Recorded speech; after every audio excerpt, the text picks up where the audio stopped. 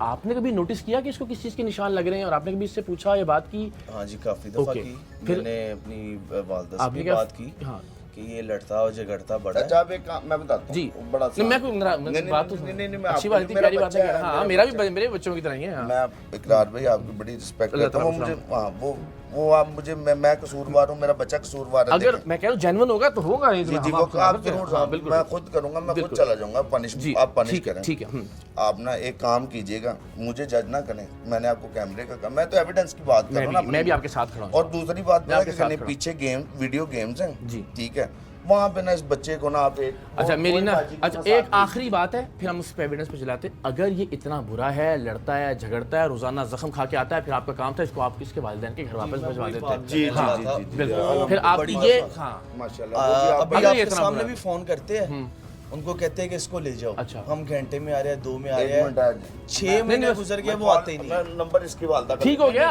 آپ جو کہہ رہے ہیں ہمیں اس پہ یقین ہے۔ اب سر وہ ایک گزارش، وہ جو ڈی وی آر ہے ریکارڈنگ وہ ہم سے شیئر کر لیں آپ ٹائمر اس کے مطابق، اور اگر نہیں ہوگا تو ہم ایک کام اور پوچھیں، یہ بچے سے پوچھیں جی بیٹا بتاؤ آپ کی ماما کو، آپ کی ماں کو کتنی مرتبہ کہا ہے کہ آپ کو یہاں سے لے جائیں، بتانا کافی ہے، کتنی کہا ہے؟ ہاں جی، کیوں نہیں لے کے جاتی ہیں آپ کو؟ پیسے لیے ہوئے ہیں۔ پیسے لیے ہوئے؟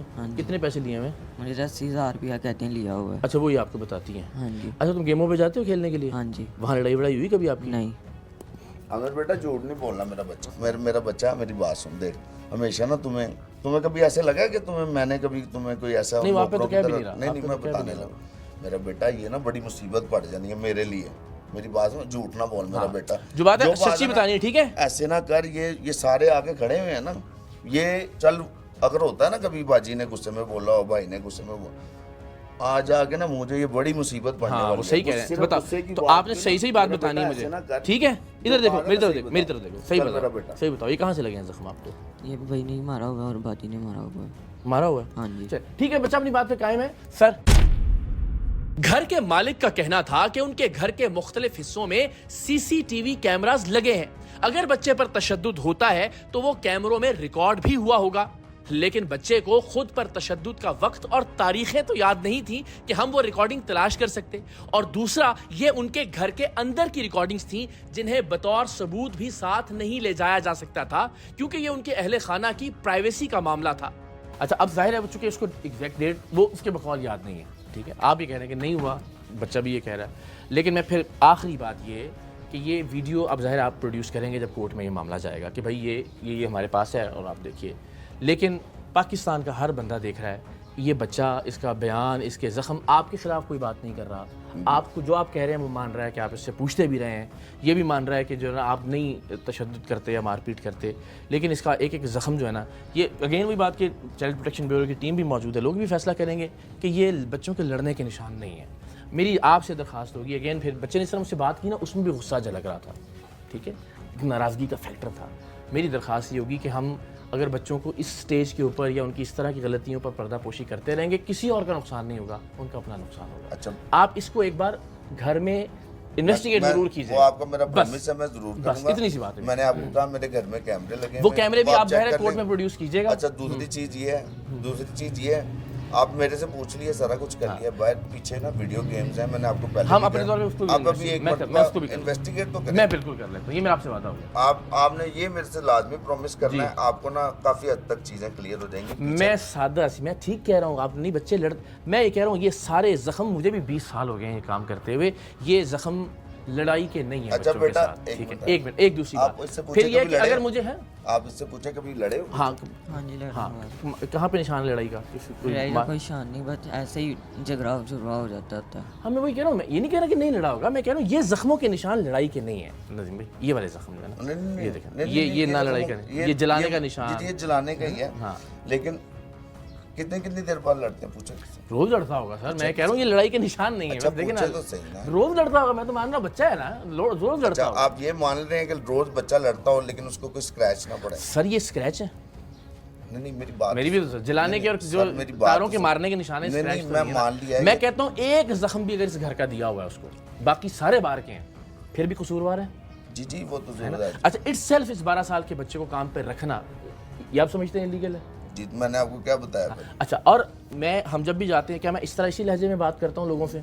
آپ سے احترام پیار سے بات کر رہا ہوں اس لیے کہ آپ اچھے سے رسپونڈ کر رہے ہیں. میں بھی اچھی سی سجیشن یہ دے رہا ہوں کہ پلیز اس کو انویسٹیگیٹ کیجئے. اب معاملہ کورٹ میں ہوگا and again burden of proof آپ کے پاس ہے. اس بچے کا بیان, اس کے زخم, وہ ساری چیزیں ظاہر آپ کے اگینسٹ جا رہی ہیں. اور پھر یہ چھوٹا بھائی بھی ہے, میرا بیٹا بھی ہے, پلیز تھوڑا سا کام کرنے کی ضرورت ہے. میں نوجوان نسل کے جزاک اللہ, تھینک یو سو مچ.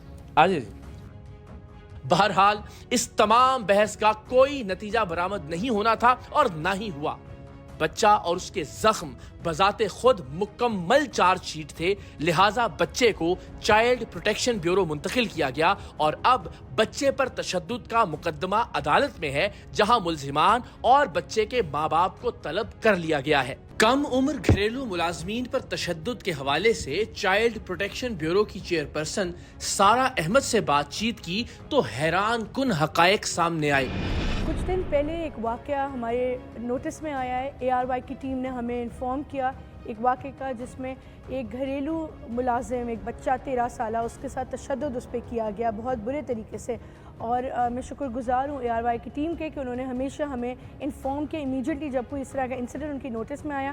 ہماری team child protection welfare bureau نے کولیبریشن کی ARY نیوز کے ساتھ اور ان کی سرعام کی ٹیم کے ساتھ, اور جا کے اس بچے کو ریسکیو کیا ہے. وہ بچہ اب چائلڈ پروٹیکشن بیورو میں موجود ہے اور اس کے جو ملزم جس نے یہ امپلائرس سے جنہوں نے بچے کو ملازمت پہ رکھا ہوا تھا, اس 13 سالہ بچے کو, اس کے خلاف ہم نے FIR کروا دی ہے. اور میں ڈائریکٹلی بھی پولیس سے ریکویسٹ کروں گی کہ اس پہ جلد کام کیا جائے. اور میں سب دیکھنے والوں کو ایک پیغام دیتی ہوں کہ بچوں کو, کم عمر بچوں کو, 15 سال سے کم عمر بچے کو ملازمت پہ رکھنا ایک جرم ہے قانونی طور پہ. تو ہم کس معاشرے میں رہ رہے ہیں, کیا اتنی زیادہ ان کے اندر اویئرنیس نہیں ہے لوگوں میں کہ وہ اس طرح کے بچوں کو امپلائمنٹ پہ رکھتے ہیں.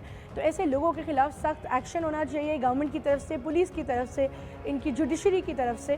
مطلب ہم سب اسٹیک ہولڈرز کو آن بورڈ ہونا پڑے گا, سول سوسائٹی کو بھی. اگر آپ دیکھیں کہیں چھوٹا بچہ ملازمت پہ رکھا گیا, اس کے ساتھ کوئی تشدد کیا گیا, امیجیٹلی ہماری ہیلپ لائن 1121 پہ انفارم کریں تاکہ child protection bureau immediately rescue کرے اس بچے کو اور اپنی پروٹیکٹیو کسٹڈی میں رکھے.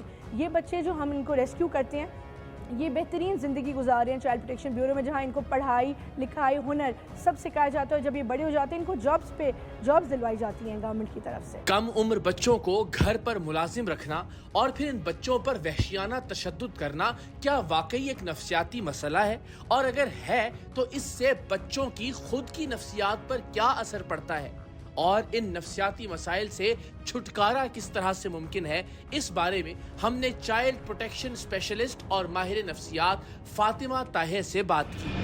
سب سے پہلے تو ایک بہت افسوس کا لمحہ ہوتا ہے, کیونکہ جب بھی آپ کے پاس اس طرح کا کوئی کیس آتا ہے تو ہم واقعے کو یاد رکھتے ہیں لیکن اس سے جڑے ہوئے ظلم کو بھول جاتے ہیں اور اس ظلم کے پیچھے پائی جانے والی تمام وجوہات کو بھول جاتے ہیں, اور یہ بھول جاتے ہیں کہ ان وجوہات کو کیٹر کرنے کی ضرورت ہے.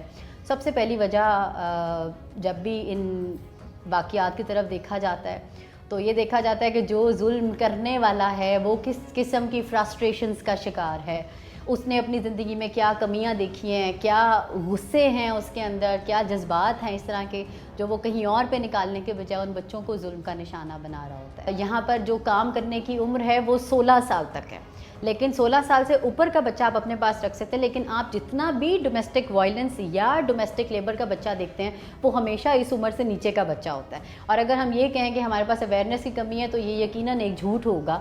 اس میں کمی ہے کہ لوگوں کے اندر سے خوف ختم ہو چکا ہوا ہے, اخلاقیات کا خوف ختم ہو چکا ہوا ہے, کسی بھی قسم کی لیگل باؤنڈریز کا خوف ختم ہو چکا ہوا ہے. اور پلس سب سے بڑی بات یہ کہ جب اتنا زیادہ تشدد اس بچے پہ کیا جاتا ہے تو اس کی ذہنی حالت جس طریقے سے بالکل توڑ پھوڑ کی شکار کرتی جاتی ہے. چائلڈ پروٹیکشن ویلفیئر بیورو میں پلس بہت سارے ایسے NGOs کے ادارے ہیں جہاں پر بچوں کے لیے, بچوں کی ذہنی صحت کے لیے بہت سارا کام کیا جاتا ہے جو کہ سب سے زیادہ امپورٹنٹ ہے, اور اس چیز کو انشور کیا جاتا ہے کہ بچہ بعد میں اپنے آپ کو ذہنی طور پہ بھی بہتر محسوس کرے. کیونکہ اگر افسوس کے ساتھ آپ اس چیز کو سمجھنے کی کوشش کریں تو آج کے دور میں کرنے والا ظالم انسان کبھی نہ کبھی خود ظلم کا شکار ہوا ہوتا ہے. تو بچے کے لیے بہت ضروری ہے کہ آپ اس کو اس کی ذہنی حالت کے اوپر کام کریں اور اس کو اس سے باہر نکالیں. سوال یہ ہے کہ معصوم بچوں اور بچیوں کو گھریلو ملازم رکھنے اور ان پر حیوانی تشدد کرنے کے واقعات کم ہونے کی بجائے بڑھتے کیوں چلے جا رہے ہیں؟ وہ ماں باپ آخر کن حالات سے گزرتے ہوں گے جو سب کچھ جانتے بوجھتے ہوئے اپنے جگر کے ٹکڑوں کو ایسے درندہ صفت لوگوں کے ہاتھوں فروخت کر دیتے ہیں. ان بچوں کے لیے نہ تو ان کی اپنی ماں جیسی ہے اور نہ ہی ریاست ماں جیسی ہے.